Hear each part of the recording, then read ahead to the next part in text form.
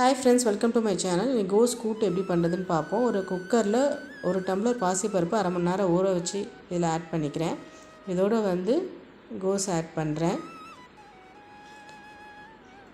இப்போது தேவைக்கேற்ப சால்ட்டு, இதோட 2 டேபிள் ஸ்பூன் சாம்பார் பொடி ஆட் பண்ணிக்கிறேன்.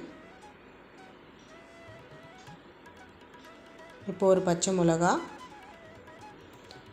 ஒரு வெங்காயம் இதெல்லாம் போட்டுட்டு இது முழுகிற அளவுக்கு தண்ணி ஆட் பண்ணிக்கலாம். ஒரு 3-4 விசில் வச்சு எடுத்துக்கலாம். இப்போது தாளிப்பு பார்க்கலாம். ஒரு கடாயில் 3 டேபிள் ஸ்பூன் ஆயில், 1 ஸ்பூன் கடுகு, 1 ஸ்பூன் ஜீரகம்,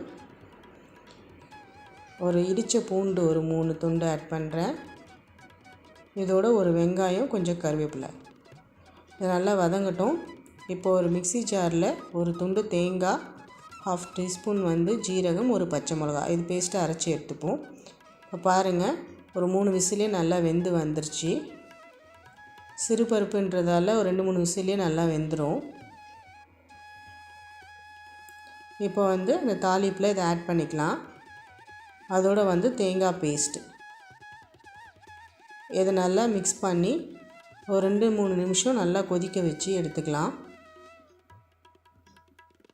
ரொம்ப நேரம் கொதிக்கக்கூடாது. தேங்காய் ஊற்றின பிறகு இப்போது கொத்தமல்லி தூவி இறக்கிக்கலாம்.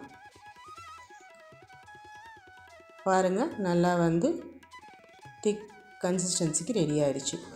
இந்த ரெசிபி பிடிச்சிருந்தால் லைக் பண்ணுங்கள், ஷேர் பண்ணுங்கள், கமெண்ட் பண்ணுங்கள். சேனலை சப்ஸ்கிரைப் பண்ணிக்கோங்க ஃப்ரெண்ட்ஸ். தேங்க்ஸ் ஃபார் வாட்சிங்.